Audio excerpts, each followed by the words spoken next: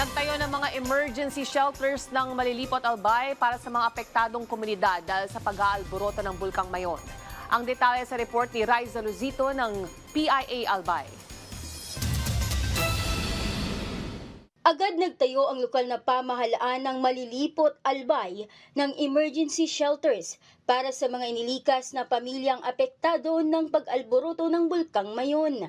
Ayon kay Malilipot Mayor Sinon Bolante, pansamantalang mamamalagi dito ang mga evacuated families sa San Jose Elementary School.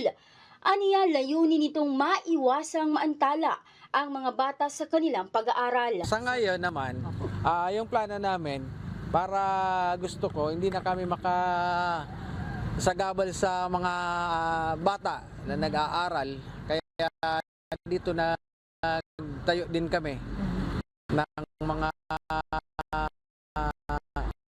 ito binigay ng DSWD, itong family tent.